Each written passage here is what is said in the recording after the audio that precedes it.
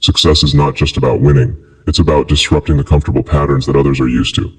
The moment you rise, you reveal the gaps in their effort, their choices, and their discipline. And that exposure doesn't feel good to them. That's why success often makes people hate you. Success is one of the most uncomfortable forces in human interaction, not because of what it gives you, but because of what it reveals in others. The moment you achieve something, you stop being just another face in the crowd. You become a reminder of what's possible, a reminder of the effort they didn't put in, a reminder of the risks they didn't take. And human beings don't always handle reminders well. When you succeed, you unintentionally become a mirror. People look at you, but what they see isn't really you. It's themselves. Reflected back, they see the hours they wasted, the excuses they repeated, the opportunities they ignored.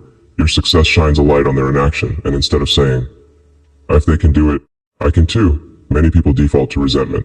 It's easier for them to criticize your achievement than confront their own lack of progress. This is why you notice strange reactions from people once you rise. The same friends who once laughed with you now avoid eye contact when you talk about your projects. The same family members who encouraged you in the beginning now warn you to slow down or be realistic. It's not that they suddenly dislike you. It's that your growth reminds them they've been standing still. And standing still feels fine until someone else starts running. People are not really threatened by your money, your titles, or your possessions. They are threatened by what those things say about them. If you build a business, you remind them of the idea they never started. If you transform your health, you remind them of the workouts they skipped. If you break through limits, you remind them that they accepted theirs too easily. Success does not just elevate you, it exposes others, and exposure is uncomfortable. This is why, throughout history, the successful have always been criticized. Innovators are called crazy, leaders are called arrogant, risk takers are called reckless. These labels are rarely accurate, they are defense mechanisms. When people cannot match your effort, they attack your image. They cannot admit, even to themselves, that the real reason for their discomfort is not your achievement, it is their stagnation. Think about it. When you were struggling, when you had nothing, when you were just another ordinary person, no one felt threatened. In fact, they probably supported you. They were comfortable with you because you were like them. But the second you step beyond the average, the second you show what happens when discipline meets vision, the energy shifts. Now they have to decide, should they rise too, or should they resent you for rising? Most choose resentment because it's easier than transformation.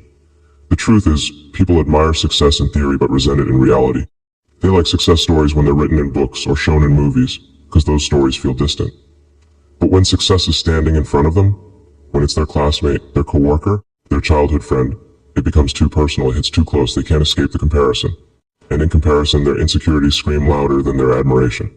So, what do you do with this? First, you must accept it as inevitable. Success without hate does not exist. If no one resents you, it's likely because you're not doing anything significant enough to trigger those insecurities.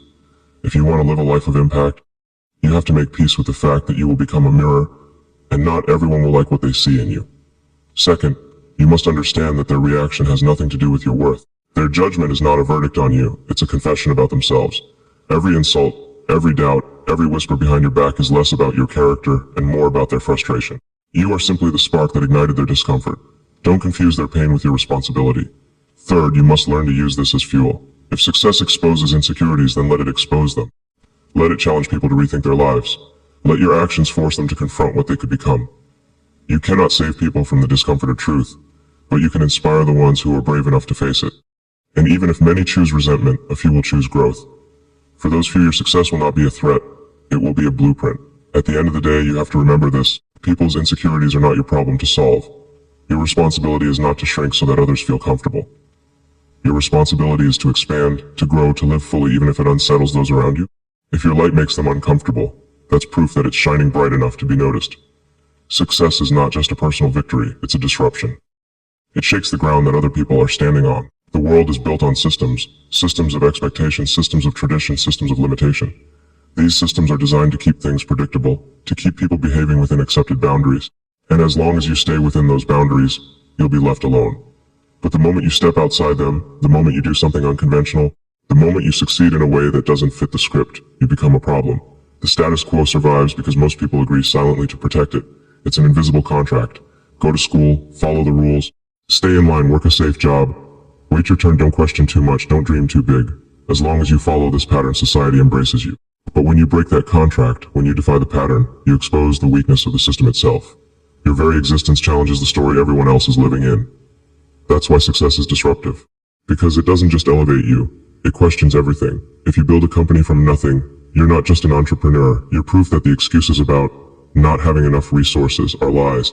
If you become financially free, you're not just wealthy, you're proof that financial struggle is not the only option.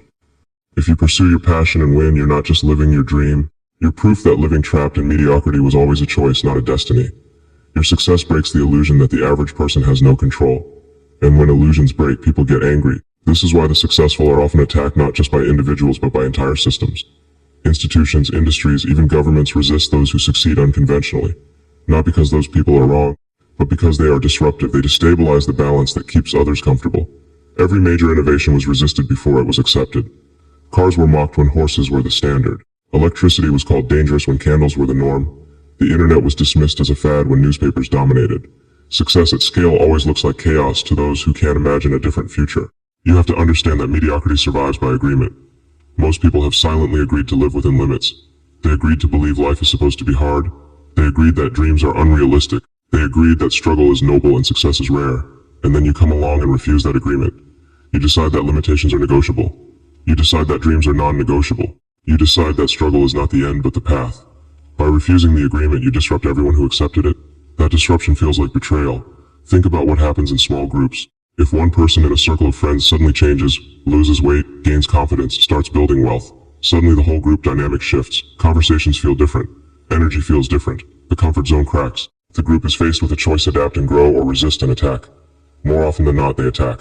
Why? Because adaptation requires effort. Resistance only requires words. The truth is, success is a revolution. Not always on a global scale, but always on a personal and social one.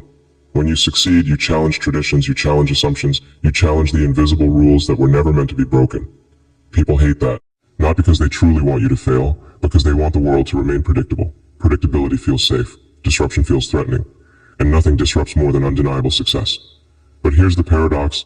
Everything people admire today was once a disruption. Every technology, every breakthrough, every achievement that shaped history came from someone who was willing to destabilize the present for the sake of the future. Progress never comes from conformity. It comes from the courage to disturb the system, to take the backlash, to endure the hate, and to move forward anyway. So if your success feels like it's making waves, understand that those waves are proof that you're moving the water. If people call you arrogant, disruptive, reckless, understand that what they're really saying is, you don't fit the system I've accepted. And that's the point.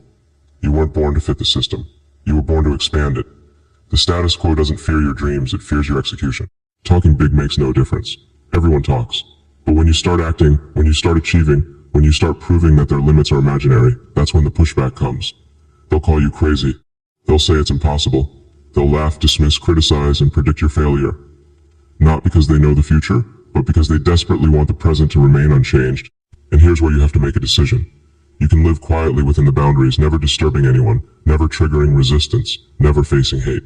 Or you can disrupt the system by succeeding beyond expectation. One path gives you comfort, the other gives you meaning.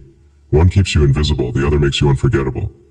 The truth is simple: you cannot change the world and remain loved by everyone in it. You cannot disrupt the status quo and expect applause from the people invested in it. Success will always create friction. But friction is not your enemy. It's the fire that proves you're alive, the force that sharpens you, the resistance that makes you stronger. So when your success starts disrupting the status quo, don't apologize. Don't shrink back. Don't beg for acceptance. Remember, the systems exist to be broken. Boundaries exist to be expanded, and the world moves forward only because some people are willing to disturb the present for the sake of the future. Be one of those people. Be disruptive enough to matter. Success changes you, and when it changes you, it inevitably changes the way you connect with others. What most people don't understand is that success isn't just about money, recognition, or titles. It's about transformation. The way you think, the way you operate, the way you see the world shifts. And because of that shift, you stop fitting perfectly into the spaces you once belonged. Success creates distance, not